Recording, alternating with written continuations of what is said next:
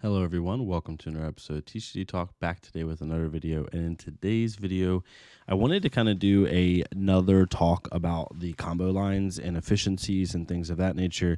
I've had a good amount of people ask me like what I'm running and like what I'm not running, and kind of like with the belittle bands and things of that nature. So with some new people on the channel, I thought it would be a cool idea to kind of run through the combo lines, see how I look at them, and just kind of give you an idea of lines you should be running, but also just give you a way to screenshot and like look at like the efficiency of some of these cards. So I have it in here from Surging to Key Unleashed. Obviously, these right here are the new lines, and they're a little bit weird to like evaluate because these lines aren't like lines you run to like run just the line by itself. Like you run these with our War, you run these with Predatory Streak and like other different, like all the Crouching Tiger lines. So it's these stats are a little bit like, are a little bit not 100% all encompassing. So just keep that with a grain of salt as we go through this, but at least the rest of the lines will kind of get an idea. So I broke it down by the combo name, or like the main way of the combo, the card line itself, how many natural go again cards are in the line itself, and then how many resources are needed to use the full line, how much damage output, the amount of cards you need in your hand from that line to start to get the full line, and then obviously I didn't do like percentage points, but basically damage per card for the most part, right? So, for example, we have the Surging Strike line. It goes Surging Strike, Whelming Gust Wave, Magichi Release, and Lord of Wind. It has one natural go again card in it, which is Surging Strike. Takes a total of 3 resources over the course of the whole line, 1 with Magichi, 2 with Surging Strike. At a base, it deals 16 damage. Surging deals 5, Whelming deals 4, that's 9. Magichi will give you another 5, going up to 14. And then Lord of Wind not being pumped gives you 16 damage, right? I would say, and I put in parentheses here, I would say that the average Lord of Wind line late game is around 18 to 20 damage. Usually you have anywhere from 2 to 4 good targets in your deck.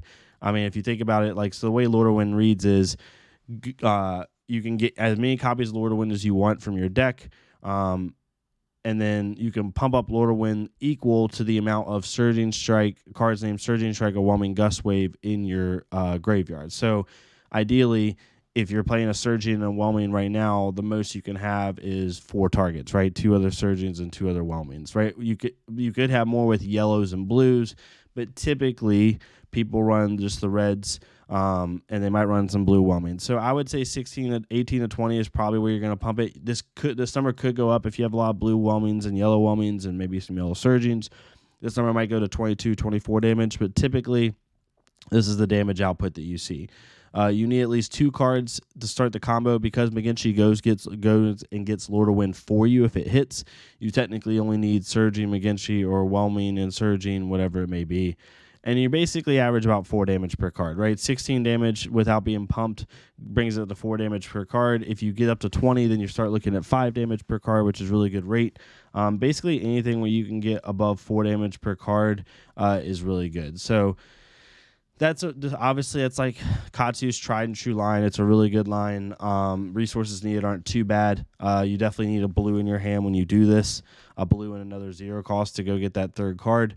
But overall, not too bad, especially if you're playing like Surging from Arsenal or you have Whelming in Arsenal or something like that. So definitely a solid line. Then you have the leg tap lines, one ending with Blackout Kick and one ending with Hurricane Technique.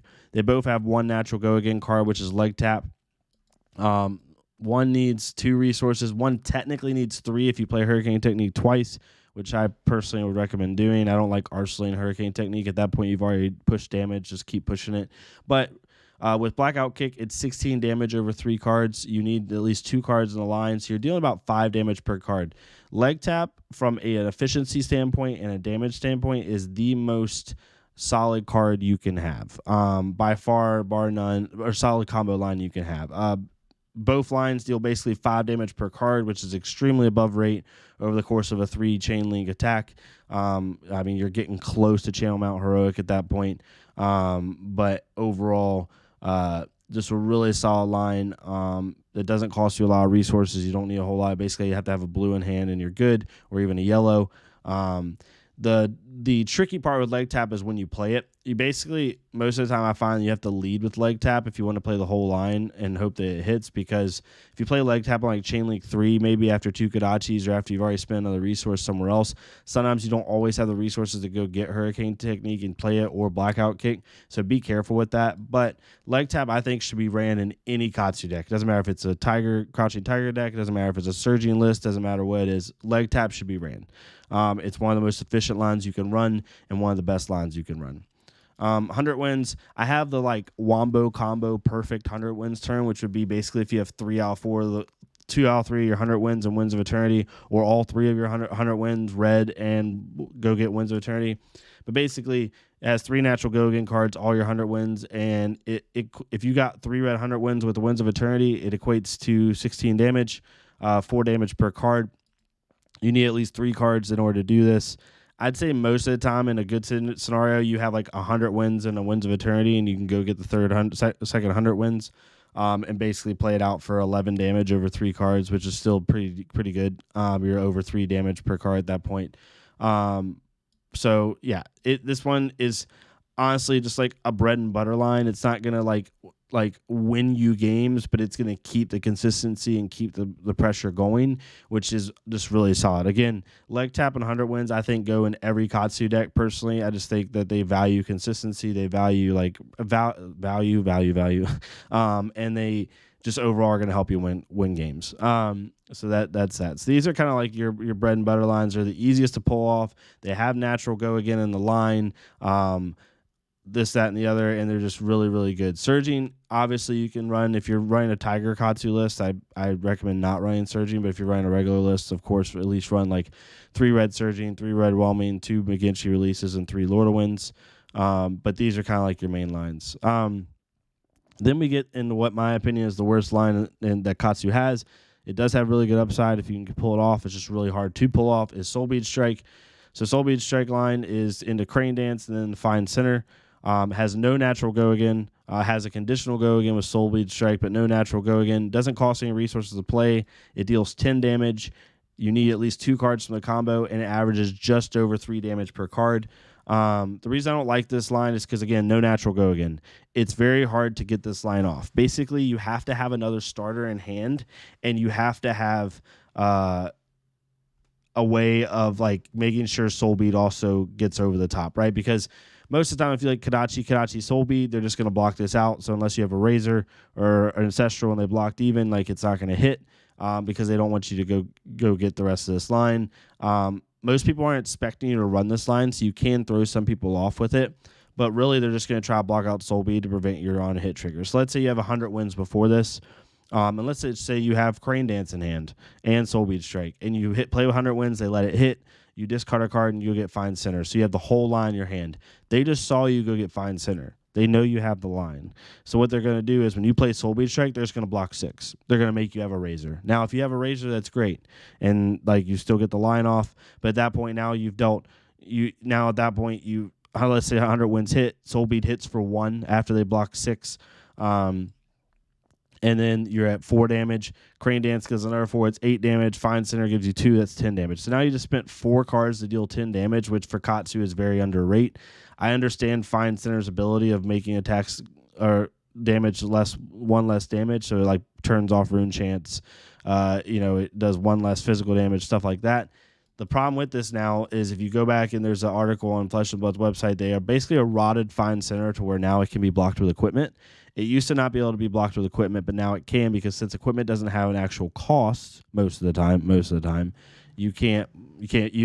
they can block with it. So now basically you're going to do all this work and all these conditions just for someone to block your Find Center with equipment.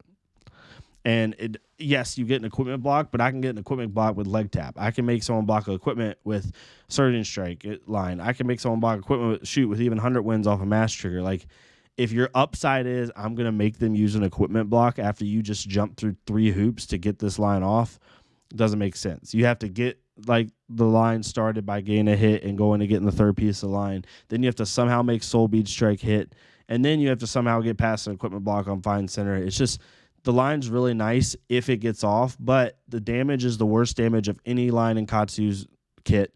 It's one of the hardest to get off because it has no natural go again. And overall, just it's also its ability is very like minute in some ways. Like it's really good against rune blades, and that's how people used to use it a lot with like back in the day with like Viscerai around and even like early Briar and stuff and even Chain. But it's not as useful as it used to be honest. So it's up to you if you run it or not, but I wouldn't run it personally. I have it in the sideboard, like to be fair, but that's just like for really specific matchups at like Briar and card people that don't like to block basically and Fi and stuff like that. So then we have the Torrent Tempo line. Torrent Tempo is 3 cards, no natural go again. Torrent Tempo does come in for 5, so it's a little bit easier to get off sometimes. It uses 1 resource over the whole line for 14 damage. You need 2 cards, and it averages 4 damage per card. The nice thing about this line is Break Tie at the end has Dominate, and on hit, you can banish a card and possibly like have a 6-card hand if you marry it with a mass trigger.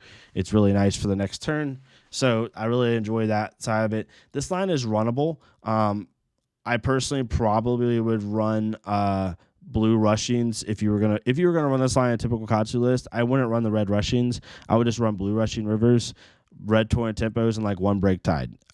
Maybe 2 Break Tide, maybe, but probably 1.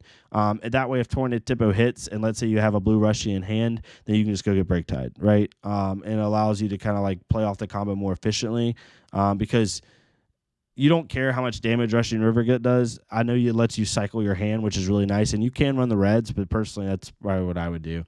But these 2 lines are kind of like harder to get going. So if you do run them sparingly and run them only in like really unique situations. But overall, that's where it's at. Then we have the head jab line. The head jab line is such a funny line because people hate it.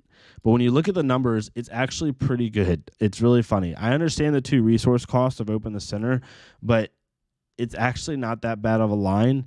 Over 3 cards, you deal 14 damage. So you're dealing 4 damage per card minimum, and you possibly in the Pounding Gale line are dealing 5 damage per card. And then Fluster Fist, you're also dealing 5 damage per card potentially. So really like just as efficient as Leg Tap. And it has a dominated attack. Anyway, Head Jab comes in for 3. If Open the Center is married with Head Jab, then it comes in for 6, Dominate, go again. And then Pounding Gale comes in 1 for 5, but however much damage Pounding Gale deals, it doubles that damage. So if Pounding Gale comes in for 5 off of Open the Center and they block for 3, leaking 2 damage, then Pounding Gale is going to deal 4 damage. It's going to double. So even if they like chop block it, they're basically forced to overblock or block it completely. Or even if Pounding Gale is for 5, they block 5, you Ancestral it, then now you just dealt 2 damage and you drew a card. Doesn't have natural go again, though. It's the only crappy part. Or like not natural, but combo go again, right? But it's 1 natural go again card using 3 resources for 14 damage. So just below the Surging Strike line, to be honest. And you're looking at about minimum, you're looking almost at 5 damage per card just at the base of the line. But if Pounding Gale actually hits, that damage now starts, like if Pounding Gale hits fully and they just don't block for some reason, let's just say they block 3. I think 3 is like the safe bet, and it deals 4 damage. So now you just dealt 3 damage, 6 damage, 4 damage. That's 13 damage, right? Even with a block.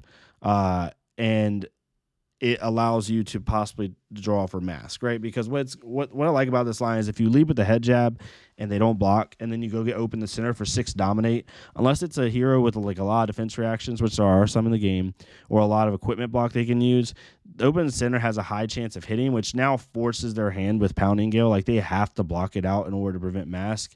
And if for some reason they get super greedy, especially if you're playing like a Fi or a Briar or something, and they let Pounding Gale hit for 10, right? And then you snap it, draw a card. Like, there's just a lot of stuff you can do with it. I don't mind the list. A lot of lists in ProQuest Season 2 last year ran a one of this. I personally think there's nothing wrong. I wouldn't run Pounding Gale, but the Fluster Fist line, I don't think there's anything wrong with running 3 head jabs, 1 Open the Center, and 2 Fluster Fists. The Fluster Fists have upside because you can search them with Katsu anyway. And the one of Open the Center, at worst, it's a 2 for 5 block 3. It's really not that bad. The Fluster Fist line, Fluster Fist gains +1 for every card that's hit in this combo, in this chain prior to it, if it follows up Open the Center. So you're looking at 3 with Head Jab, 6 Dominate, go again with Open the Center, and then potentially 6 with Fluster Fist. Those 3, 6, 6. So you're looking at around 15 damage if everything hits, and 13 damage if not everything hits, or if Open the Center doesn't hit and Fluster Fist doesn't hit. But anyway, you're basically doing 5 damage per card again for 2 resources. It's really not that bad. Again, it's in line with leg tap as far as efficiency. I'm not saying run a 2 of Open the Center and stuff. I think I definitely would run a 1 of, but I definitely think it's worth it. And the good thing about this line is with head jab, once you play head jab once and then they don't block it and you go get Open the Center, they're going to start blocking your chain 1 head jabs, which is a net positive for you, because if someone's blocking a chain 1 ninja, that's not a good sign for them. That's not good. So it's up to you. Soul Beat Strike, Heron's Fight. I mean, you can screenshot and look at this. Heron's Fight gives +2. It comes in for 5, no go again. Crane Dance is 4, go again off of Soul Beat Strike, but it doesn't have natural go again. Basically, this line is kind of like no one uses this line. It's just kind of an aesthetic thing. It's 4 damage per card, but it has no natural go again and no like on hits. It's just a vanilla 13 damage for nothing with no natural go again. I definitely would not use this line for sure. It's more just like a fun line. And then you have the Roar of the Tiger lines. Again, I put these on here just to put them on here. But these matter when you start putting in Art of War and Predatory Streak and things of that nature. So kind of to sum it all up, I think every list should run leg tap at 100 wins. I would stay away from Soul Bead. If you run it, I would run it in the sideboard. Maybe run 1 Crane Dance in the sideboard. Run Fine Centers as 3 of your blues. And then against heroes like Viscerai and maybe Briar, or where like that -1 damage matters. Maybe against Fi, where you're probably guaranteed to hit because he doesn't want to block. That could be really useful. But that's about it. Torrent is kind of a fun line. It's not as valued as other lines. If you want to run it just to try it, see how it works, that's fine. I do like Torrent Tempo in most lists anyway, just because the 1 for 5 is really nice. But overall, head jab, I challenge you to run a 1 of Open the Center. Just run a 1 of Open the Center with 2 Fluster Fists in your deck and 1 head jab and see how it goes. If you say I'm wrong, if you say I'm dumb, that's fine. I personally like the line. I run 3 head jabs, 1 Open the Center, and 2 Fluster Fists in my lists. So it is what it is with that. And then Heron's Fight again is kind of like So hopefully this made sense. I kind of wanted to do this again. I did this a while back, but kind of wanted to give it with also showing the Tiger Swipes in here. Kind of give you an idea of like how these lines look. And obviously I'll be adding to this as Outsiders comes out and kind of give you an idea, of everything. So if this was helpful, please let me know. If not, it's fine too. Please like, comment, subscribe if you want to. Join the Discord down below so you can see when our videos go live, and you can also talk with us about like different things going on in the game, whether you're a ninja player or not. We do like ninja, assassin, and ranger content now, but you can also do anything. We have people in there that aren't one of those 3 classes. Yeah, hopefully y'all have a good rest of your day, and I'll see y'all next time on TCG Talk. Thank y'all so much.